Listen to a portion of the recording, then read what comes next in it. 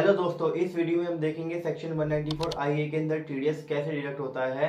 Section 194 आईए बात करता है जब आप लैंड एंड बिल्डिंग यानी कि इमूवेबल प्रॉपर्टी जब परचेज करते हो तो उस केस के अंदर परचेजर को टीडीएस डिडक्ट करना होता है अंडर सेक्शन 194 आईए।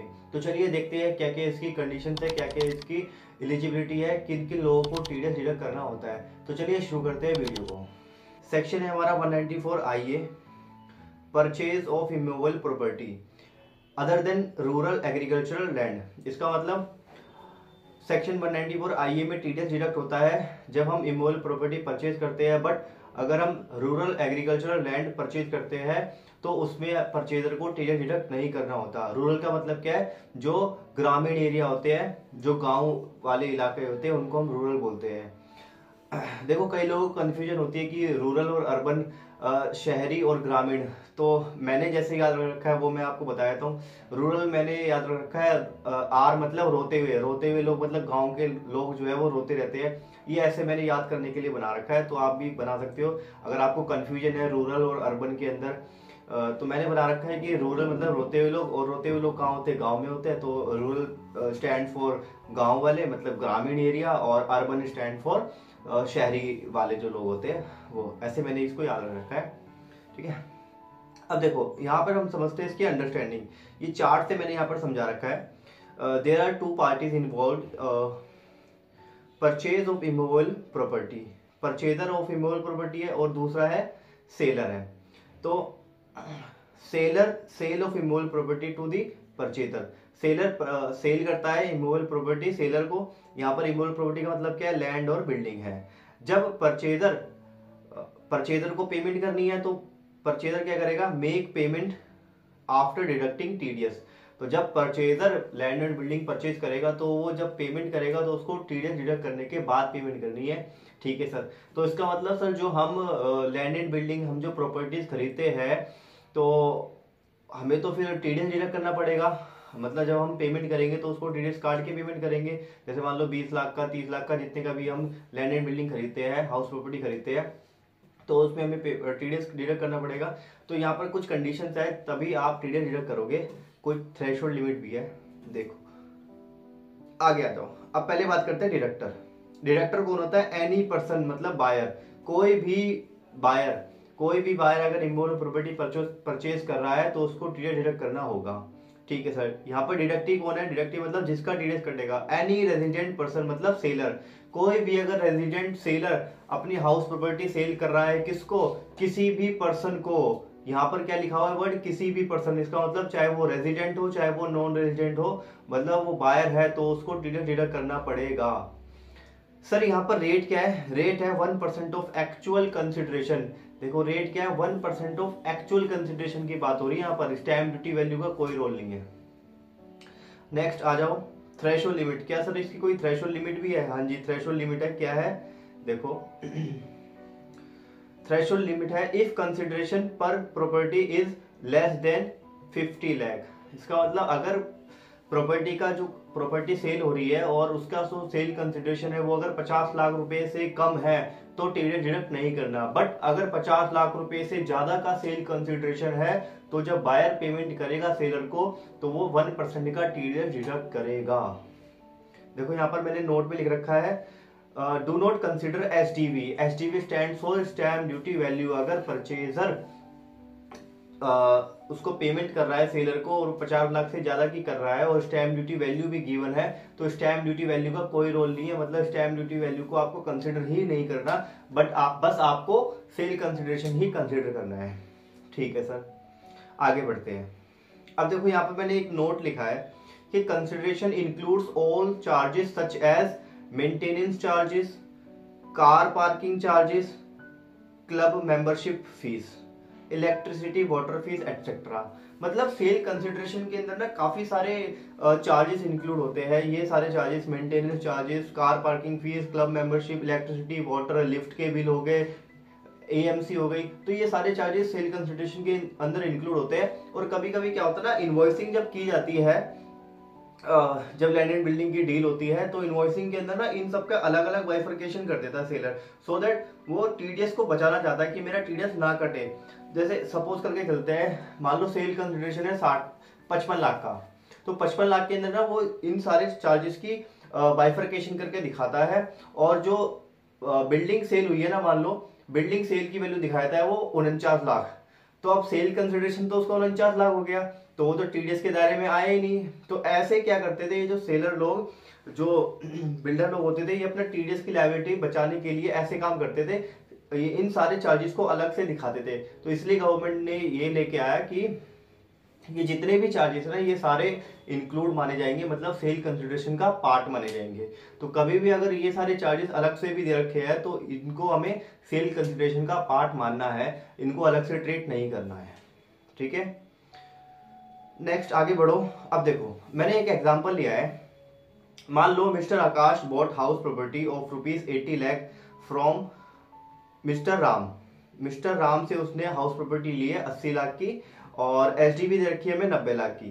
तो एसडीबी से तो हमें कोई लेना देना ही नहीं है, तो एसडीबी को तो हम इग्नोर ही करेंगे, मतलब भाई तू कौन है, हम तेरे को नहीं जानते, एसडीबी को तो हम देखेंगे ही नहीं। तो बस हमें तो ये देखना है कि आकाश ने प्रॉपर्टी खरीदी है राम से 80 लाख रुपए की। तो अब देखते हैं कि इन दोनों की बुक्स ऑफ अकाउंट्स के अंदर जर्नल एंट्री कैसे पास होगी। देखो परचेजर ऑफ इमूवेबल प्रॉपर्टी, ये परचेजर है मतलब आकाश की बुक्स है, और ये सेलर ऑफ इमूवेबल प्रॉपर्टी मतलब ये राम की बुक है। अब पहले आ जाओ फर्स्ट एंट्री। अब परचेजर मतलब आकाश अपनी बुक्स में कैसे जर्नल एंट्री पास करेगा। देखो आकाश ने 80 लाख की प्रॉपर्टी खरीदी है राम से, तो ये कैसे लिखेगा, हाउस प्रॉपर्टी डेबिट 80 लाख रुपए टू मिस्टर राम 80 लाख रुपए, मतलब इसने डेबिट कर दिया हाउस प्रॉपर्टी 80 लाख की, असेट शो कर दी, अपनी फिक्स्ड असेट शो कर दी, और मिस्टर राम को क्रेडिट कर दिया 80 लाख से, मतलब अपनी लायबिलिटी क्रिएट कर दी। ठीक है सर। अब सेलर अपनी बुक्स में क्या करेगा, वो बोलेगा भाई मिस्टर आकाश को तो डेबिट कर दिया 80 लाख से, और सेल मैंने क्रेडिट कर दी 80 लाख से, मतलब डेबिट कर दिया, आकाश से पैसा लेना है, और ये तो मेरी सेल है भाई, मेरा तो धंधा ही ये है। अब आ जाओ नेक्स्ट सेकंड एंट्री। अब सेकंड एंट्री में क्या होगा, अब देखो आकाश ने प्रॉपर्टी खरीदी है, तो और प्रॉपर्टी की वैल्यू 80, सेल कंसिडरेशन 80 लाख है, तो कायदे से तो इसको 194 IA के अंदर टीडीएस डिडक्ट करना पड़ेगा 1% का, क्योंकि जो सेल कंसिडरेशन है 80 लाख रुपए वो 50 लाख से ज्यादा हो गया, तो 1%। देखो 80 लाख का 1% हो जाएगा 80,000, तो ये 80,000 का टीडीएस डिडक्ट कर लेगा, मतलब अपनी लायबिलिटी शो कर देगा, और जो अपनी इसने क्रेडिटर को बनाया था वो 80,000 से कम कर देगा। देखो मिस्टर राम्स अकाउंट डेबिट 80,000 रुपए to TDS under section 194 IA 80,000 रुपए, इसने पेबल दिखा दिए, खत्म। तो मतलब इसने यहाँ पर टीडीएस को डिडक्ट कर लिया और इसने अपनी लायबिलिटी को शो कर दिया। अब देखो नेक्स्ट में, अब जो हमारा सेलर है वो सेलर क्या बोलेगा, भैया मेरा तो टीडीएस कट गया, कि भैया टीडीएस अंडर सेक्शन 194 IA 80,000 रुपए टू आकाश अकाउंट 80,000 रुपए, मतलब उसने अपना बेनिफिट ले लिया, मतलब असेट बना ली उसने अपनी 80,000 से, और आकाश को क्रेडिट कर दिया 80,000 से, मतलब इतने पैसे उसको कम मिलेंगे। ठीक है भैया। अब आ जाओ थर्ड एंट्री पे। अब देखो फर्स्ट में हमने क्या किया था, जो परचेजर था, परचेजर ने 80 लाख से लायबिलिटी दिखाई थी अपनी ये वाली, और 80,000 से कम कर दिया था उसको, तो 80,000 रुपए में से 80 लाख में से 80,000 रुपए माइनस होंगे तो कितना आएगा, 79,20,000। तो नेट पेमेंट सेलर को कितनी करेगा आकाश, 79,20,000, तो बस ये पेमेंट कर दी। Mister Ram's account debit 79,20,000 to bank account 79,20,000, खत्म। और ये क्या करेगा थर्ड एंट्री अपनी बुक्स के अंदर, जो सेलर है, सेलर क्या बोलेगा, भाई मुझे तो पैसा रिसीव हो गया, कितना पैसा रिसीव हो गया, 79,20,000, तो bank account debit 79,20,000 to Akash's account 79,20,000, being the payment receive, इसको बंदे को पेमेंट रिसीव हो गई, खत्म। अब देखो फोर्थ एंट्री कौन करेगा, परचेजर करेगा, क्योंकि उसने सेकंड एंट्री के अंदर टीडीएस डिडक्ट किया था ना, मतलब अपनी ये लायबिलिटी बनाई थी, तो अब इसको पे कर देगा, मतलब गवर्नमेंट को जमा करा देगा। तो ये क्या बोलेगा, भैया TDS under section 194 IA, sorry यहाँ पर IA नहीं लगाया मैंने, यहाँ पर आप लगा लेना अपने नोट्स के अंदर अगर, और ये जो नोट्स दे रहा हूँ ना मैं, जिनसे मैं नोट्स तुम्हें करवा रहा हूँ, तो इन नोट्स का भी लिंक मैंने डिस्क्रिप्शन बॉक्स में दे रखा है, तो अगर आपको नोट्स भी डाउनलोड करने हैं ना तो आप वहां से डाउनलोड कर सकते हो। तो TDS under section 194 IA account debit 80,000 रुपए टू बैंक अकाउंट 80,000 रुपए, being the TDS deposit with government, TDS ने डिपॉजिट कर दिया गवर्नमेंट को। सर टीडीएस कब डिपॉजिट करना पड़ता है गवर्नमेंट को, जिस महीने में आपने टीडीएस डिडक्ट किया है किसी का भी, उसके नेक्स्ट मंथ के 7th डे पे आपको टीडीएस की लायबिलिटी, टीडीएस जो अमाउंट है वो आपको डिवोट करना पड़ेगा गवर्नमेंट को। ठीक है सर। और तो सेलर फोर्थ एंट्री क्या करेगा, फोर्थ एंट्री उसकी में होगी नहीं, नो एंट्री। ठीक है।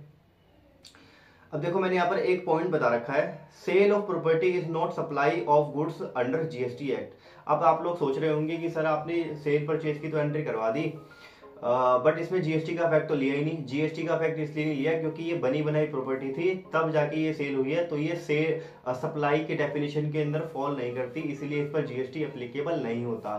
सर तो फिर इसके ऊपर कौन सा टैक्स एप्लीकेबल होता है, इसके ऊपर स्टैम्प ड्यूटी एप्लीकेबल होती है, जीएसटी एप्लीकेबल नहीं होता। ठीक है। तो एक बार देख लो, शुरू से मैं बता देता हूँ, छोटा सा सेक्शन है 194 आईए परचेज ऑफ इमूवेबल प्रॉपर्टी। ये कब लगता है, आप कोई भी अगर परचेज करो इमूवेबल प्रॉपर्टी, लेकिन अगर रूरल एग्रीकल्चर लैंड अगर आप परचेज कर रहे हो तो उस पर नहीं लगेगा।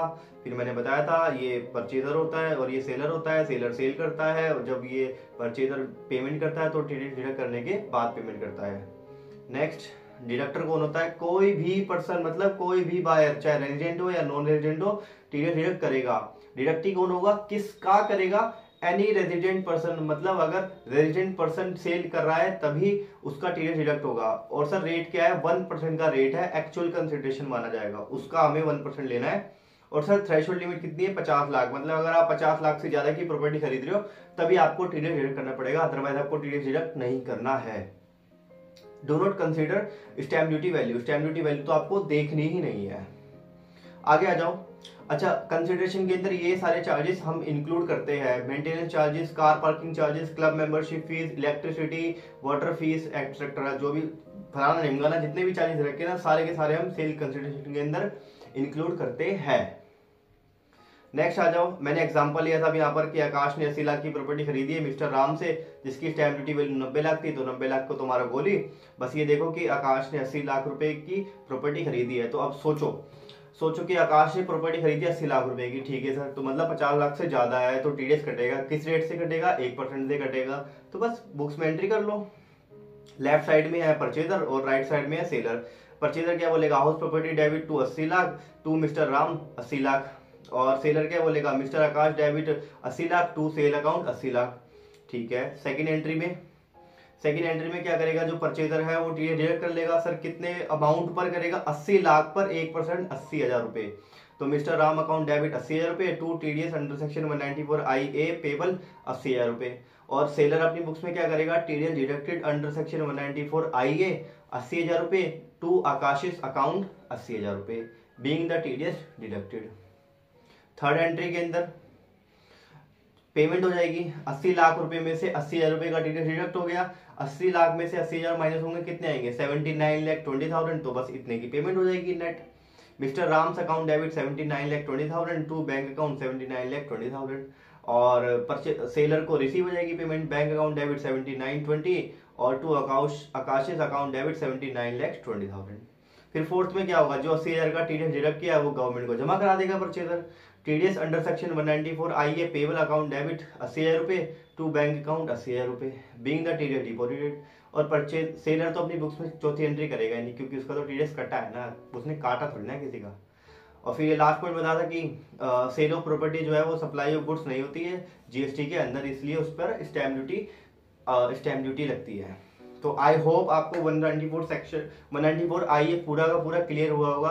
अगर आपको अभी भी डाउट है तो आप मुझे कमेंट सेक्शन में बता सकते हो कि सर ये डाउट स्पेसिफिक डाउट है, और अगर आपको मुझे पर्सनली भी डाउट पूछना है तो आप मुझे कांटेक्ट भी कर सकते हो, डिटेल्स मैंने नीचे दे रखी है डिस्क्रिप्शन बॉक्स के अंदर। तो चलिए मिलते हैं नेक्स्ट वीडियो के अंदर, बाय।